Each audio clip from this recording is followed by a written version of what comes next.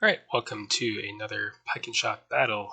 The English 1543 versus Nosy Rats Scottish 1494. I want to start this one with a quick book recommendation. Gervase Phillips, The Anglo-Scots Wars. It basically covers all of the wars between the English and the Scots in this period, as well as looking at developments both on the continent and in Britain. It also has a pretty useful analysis of the whole longbow versus gun debate, which of course wargamers never get tired of. But moving on, the Scottish army basically has terrible, although cheap, but still terrible cavalry. For range support, it has 2 units of light arquebusiers and up to 7 units of Highland warriors, which are impact foot swordsmen with 50% bow. Good units, a little squishy to cavalry. The main difficulty fighting the Scots is the large number of 80-point unarmored pikemen they can bring to the fray. We can only afford 2 units, or bring 2 units of mercenary pikemen, although ours are better 1-for-1 as they're above average and armored. So we'll certainly bring those. He can bring up to 4 units of light lancers, we can bring 3, so we will bring 3.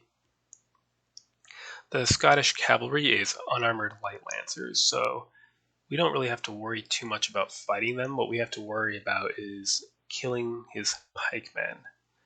If we deploy here, we could find a decent amount of rough, and rough ground would be good for our billmen and longbowmen. Unfortunately, it would also be good for his Highlanders, so we'll probably have to adopt some kind of mixed infantry cavalry deployment.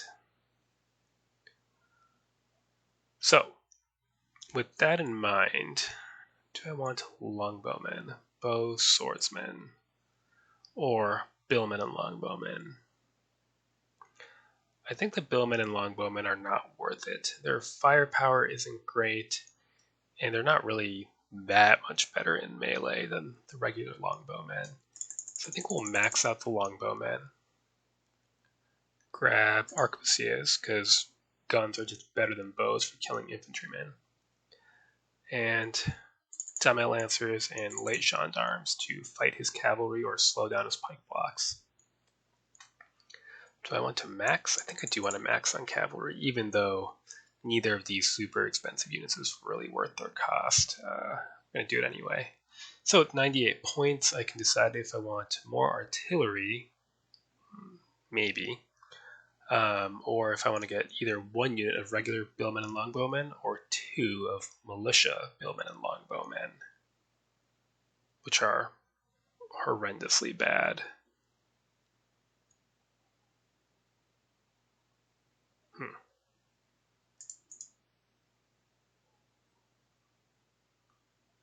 Two light guns and 1 militia.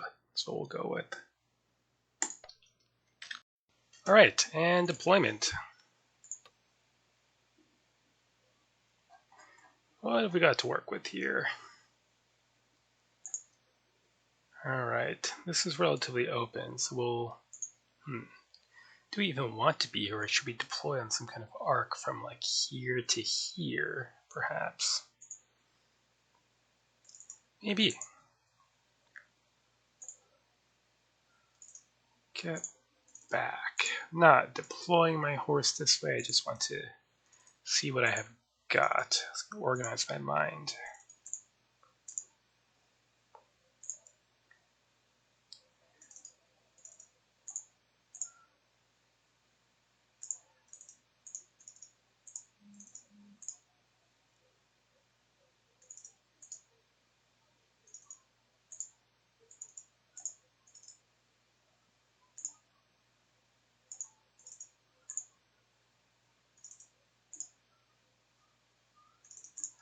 Okay.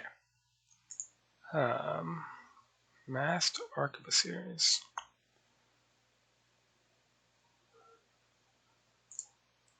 Perhaps we want them hidden in the wood. Like so. And then our cavalry have 2 lights to each wing.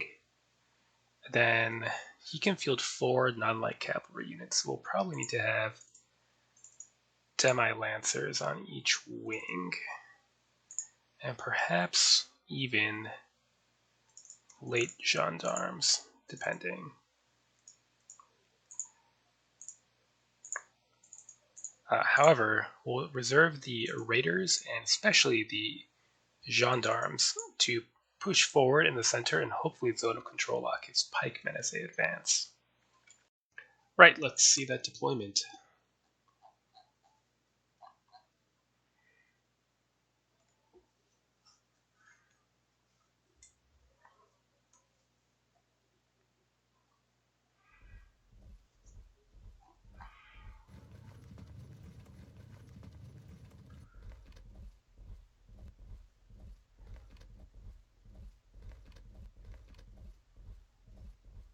Six units of pikemen, yep.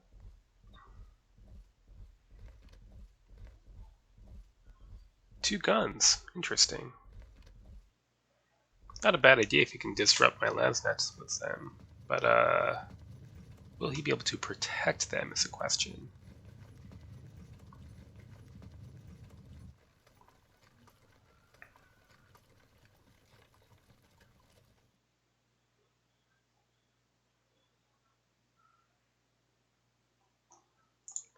Alright, into the rough with you.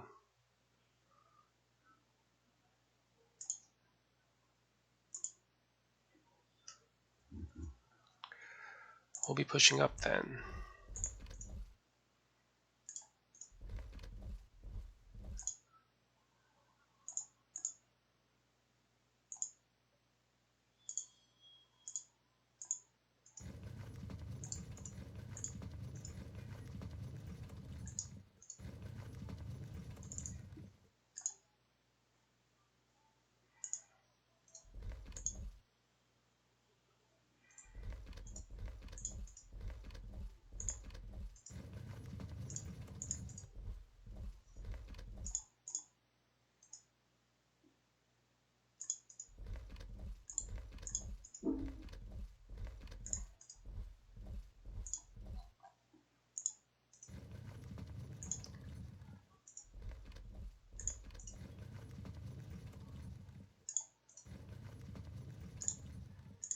Okay.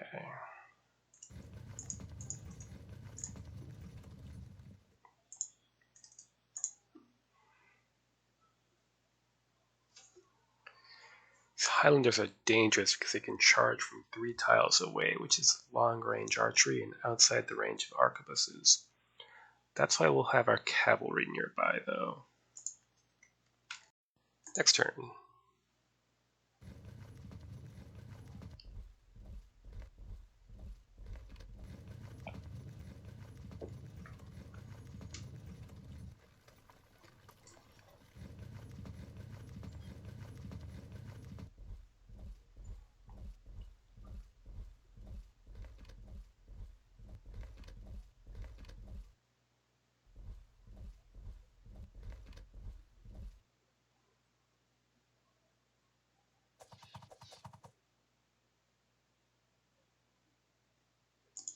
Okay.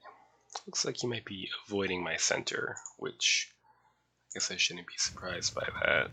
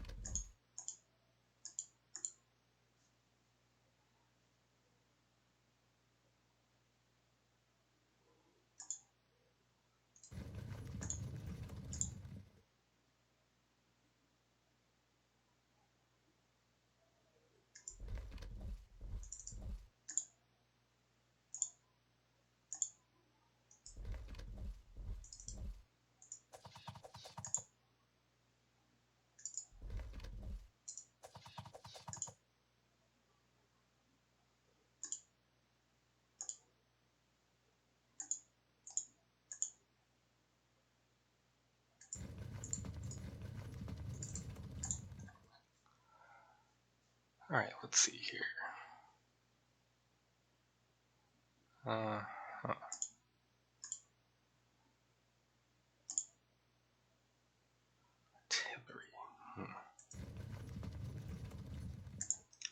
Let's try to hunt those guns. We'll counter, but it'll force movement at least.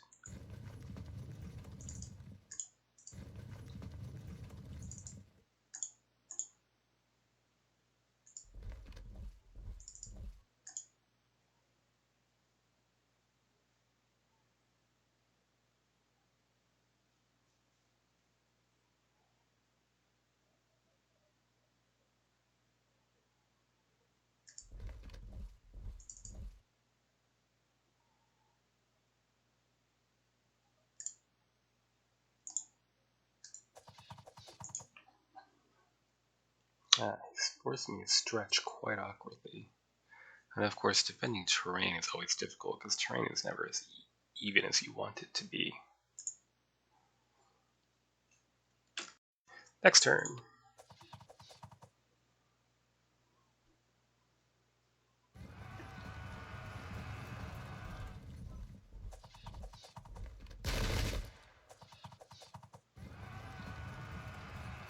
We left that open, of course.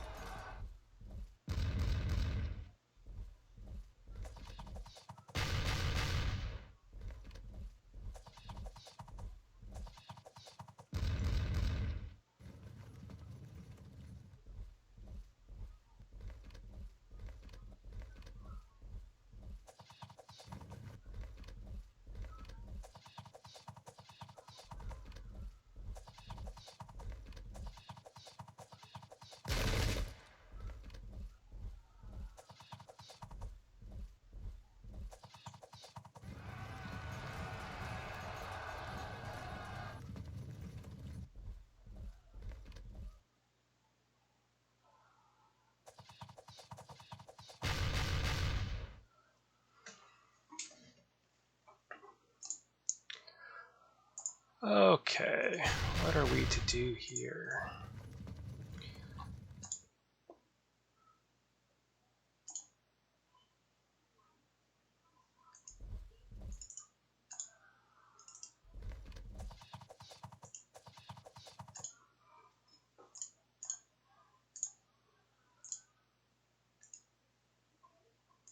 Give them a shove. Not, not that kind of shove. That could have worked out better.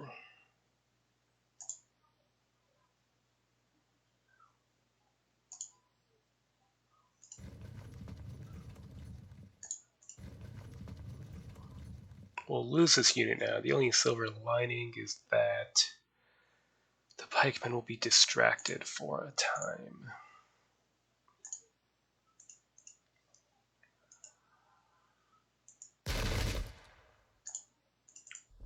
Lock them in.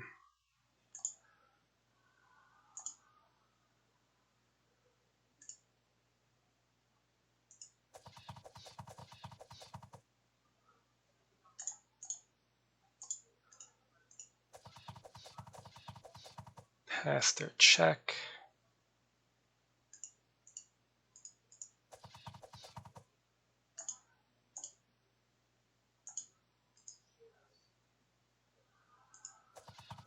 They all pass their checks, so it's a problem.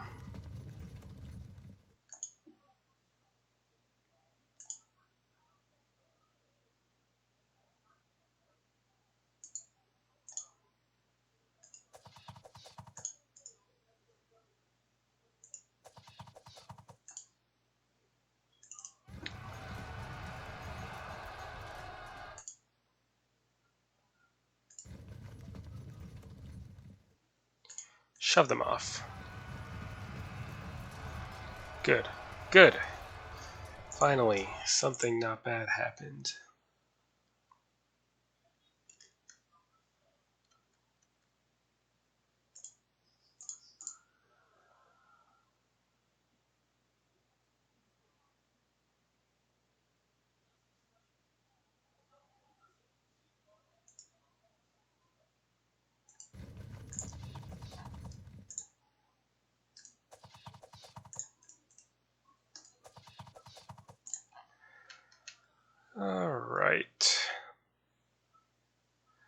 This impact is going to be terrible. Next turn.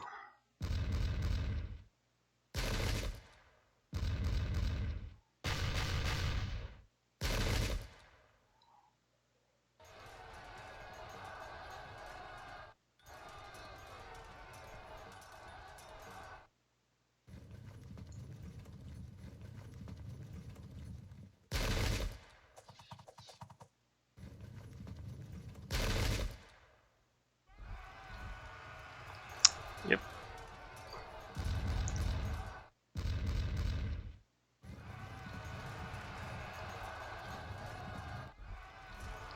Impact foot.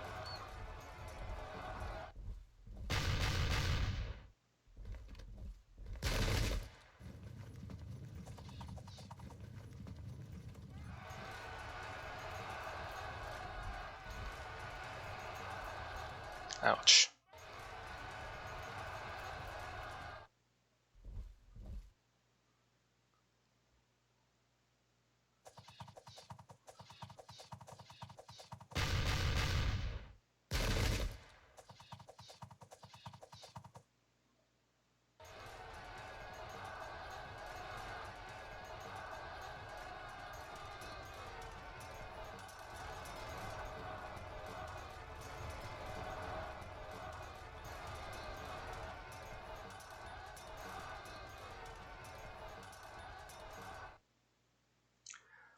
Let's try to...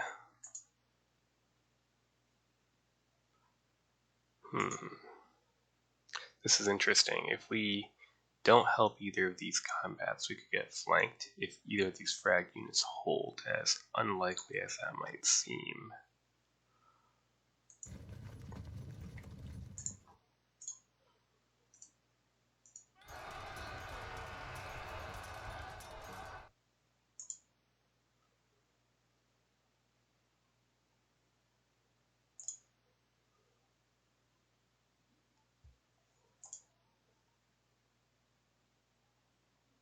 This is a problem. These horse are a threat to our longbowmen, even if they're not a threat to anyone else. The only reason we're doing well here is that we have armor advantage and combat strength modifier, so despite being disrupted, it's relatively even.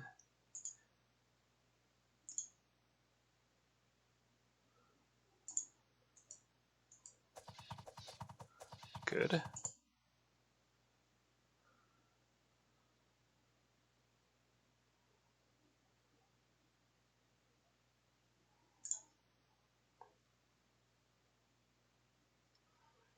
Here he set it up so that if I try to fight this unit, then he'll just trap these gendarmes in.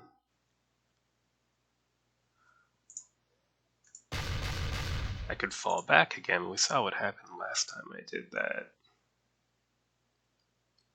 I think I tried anyway. They're superior, so it was better odds anyhow.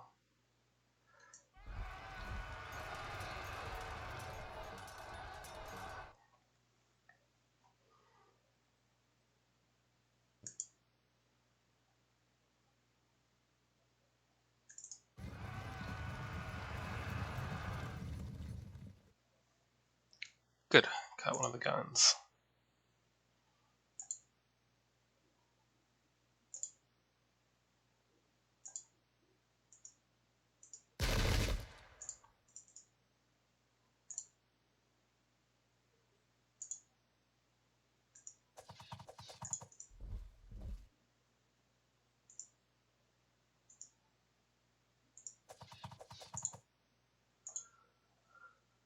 Okay, so we have some awkward decisions to make. This unit, the only way to escape the charge arc of this unit and this unit would be for them to move here. But then they could get frontally charged.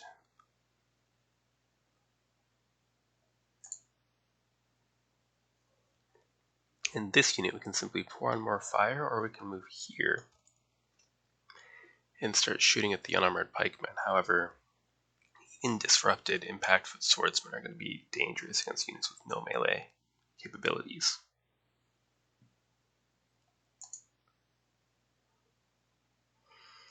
Now, I believe the way zone of control works, if we move here, we'll get locked in by this unit, so it'll be directly to our front within 45 degrees. So instead, we'll want to move here, turn, and although we're facing pikemen, they are downhill, and we're in rough, so at least we would unlock our swordsman POA.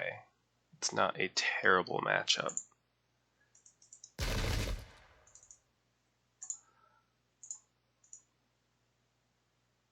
Yeah. So even light lancers get 200.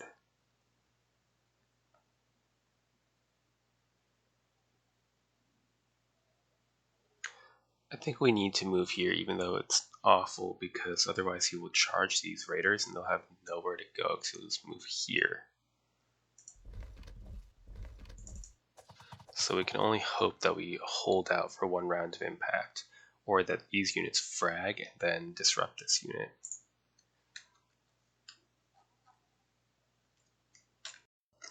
Next turn.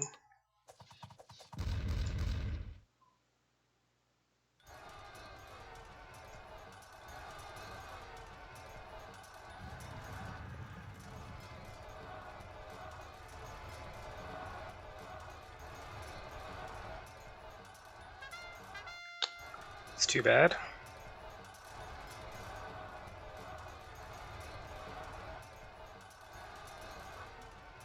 Good.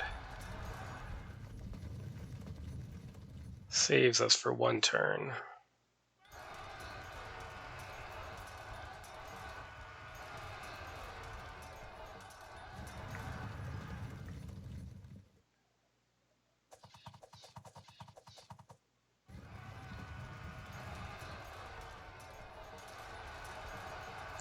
Goodbye to them as well.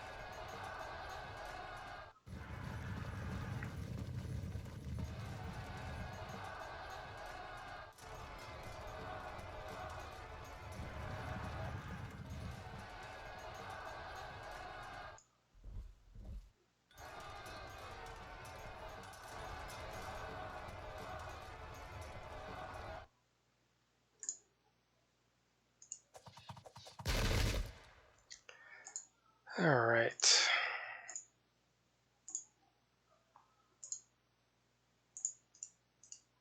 Lock them in and start pouring in the arrows. Now they can get standard charge. We'll get ready to flank with the masked arquebusiers to the Highlanders.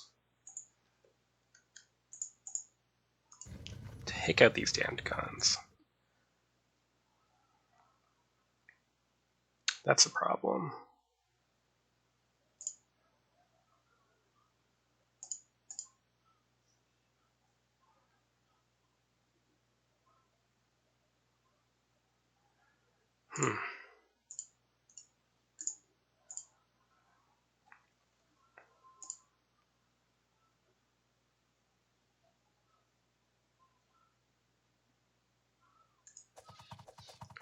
Worth it.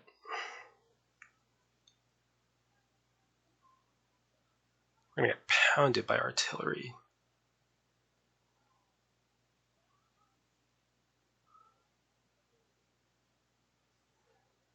Gonna risk disrupting so that we can try to hit this unit. In the meantime, good. Lock them in.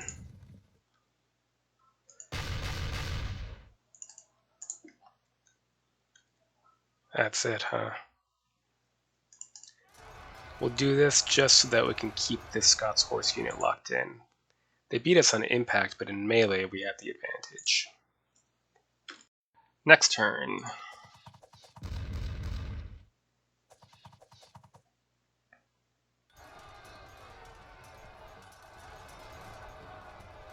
was hoping for something better there.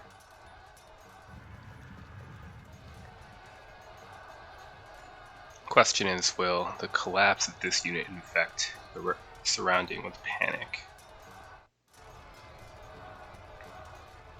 Same with that.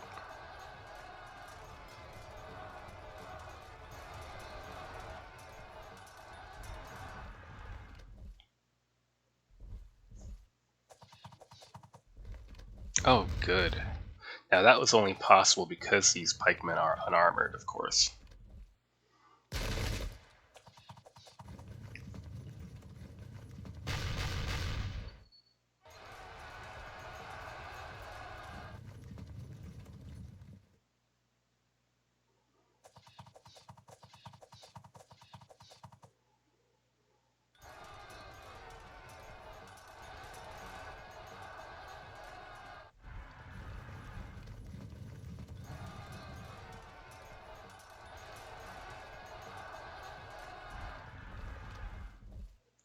Ouch. Ouch.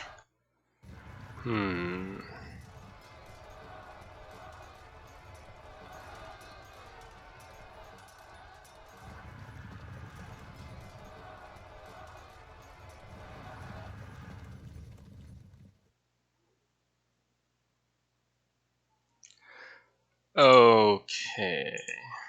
How confusing and unfortunate.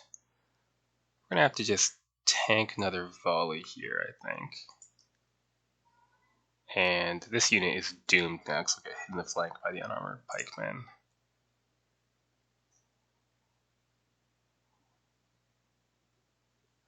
So, we'll just move on to the rough with this militia unit so that he can't follow us here. Get that flank attack. Hopefully we can roll this up. And pour in more arrows.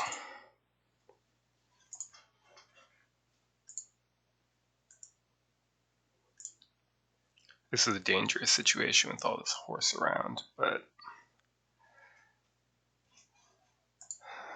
I'm going to have to accept that the light lancers are going to get to charge downhill into the rear of my longbowmen. I'll probably lose them. Our zone of control locked by this unit. Highly unfortunate. Get the frag off then. And we'll charge the Highlanders. I was hoping for a frag and break. Now we're just going to get hit by these pikemen. Good, that saves us from getting shot up. If we pursue this way, it could be useful. Take out those damn guns.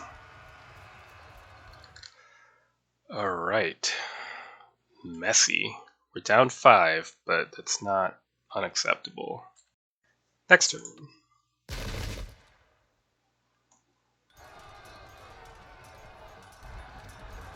No effect. Too bad. They hold as well. It's going to be a rough turn for us then.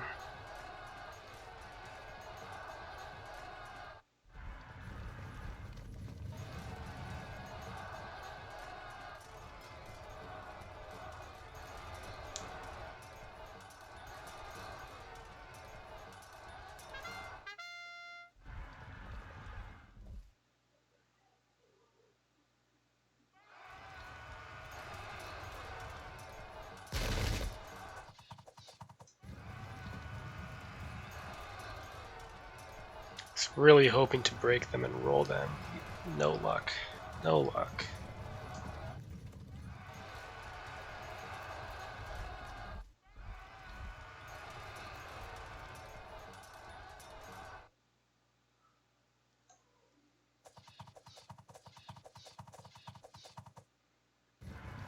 That helps.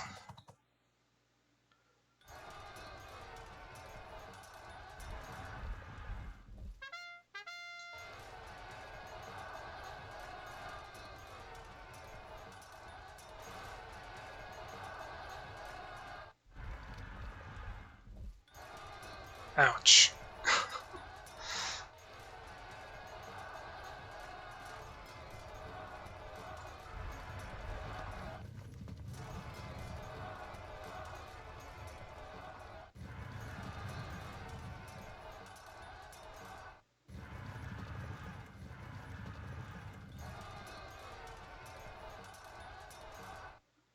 Oh, that's bad.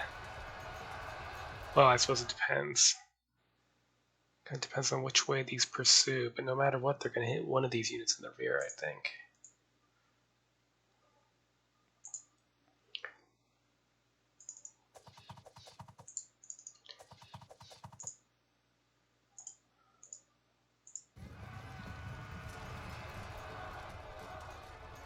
Disrupt, do we charge? Yeah, it's probably not a good idea though. Next turn we can fall back and hopefully not fall apart from doing so.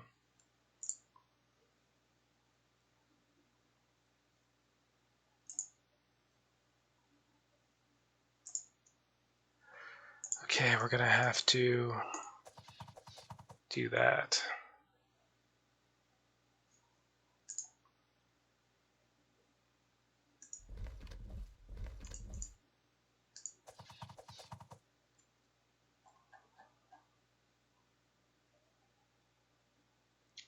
Do I go for the guns or do I assist here? I think. Or do I try to assist against the cavalry? I think that's probably what I do. What a mess. Next turn. We're up 18, but that's no guarantee.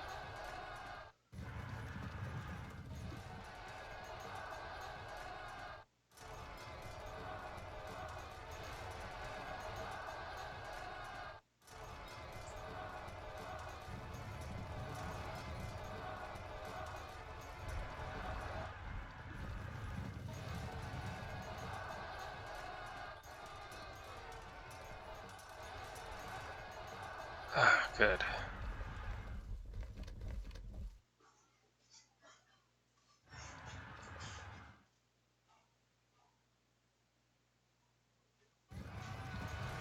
Ouch. Oh, that's the worst. That's also less than ideal. That might have exposed his pikes to a rear charge, actually. We'll have to check.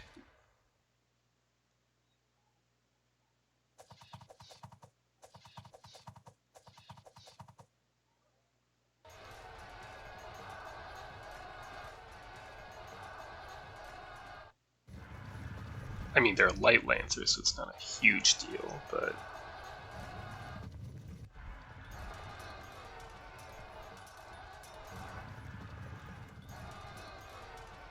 Ouch. Ouch. Okay, so what that means is that we have to get the hell out of the way.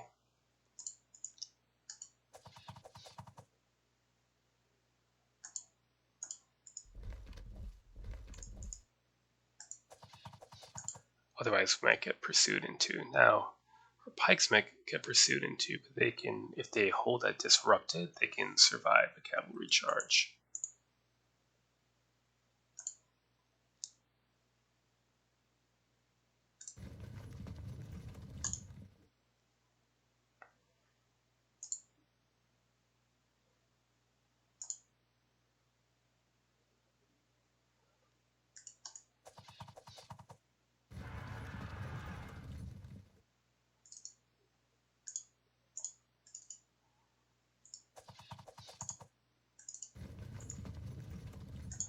Okay.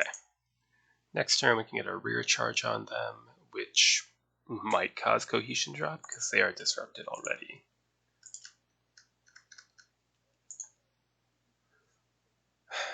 This was unfortunate. I was really hoping to finish off this unit, and now we're just maneuvering to avoid getting killed by it. He might be able to charge us head on now that we're disrupted. Getting a well played, so I'm going to win this one, it seems, though we'll see about the corresponding mirrored match.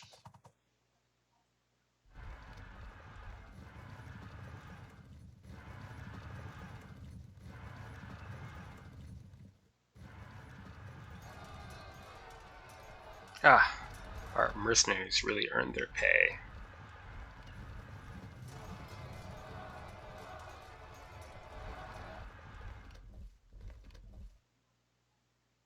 And there we go.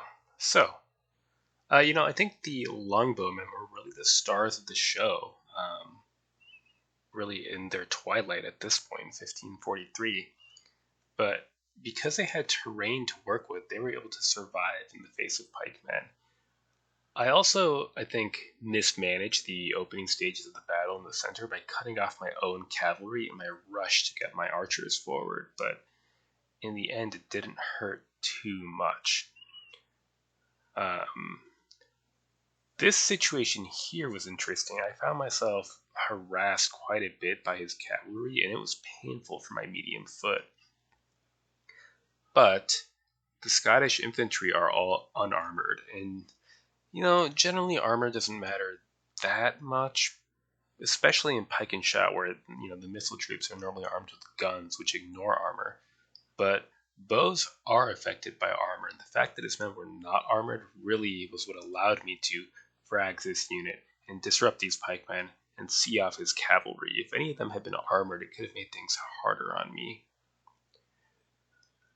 As usual, it was a close game, and so this is, my first pike and shot game against Nosy Rat, and I've won it. Unfortunately for me, he's played, one multiplayer game of pike and shot, and I've played hundreds. So this doesn't really mean that much. I mean, I'll still take it. Good game, Nosy Rat, and we'll see what happens in the other match.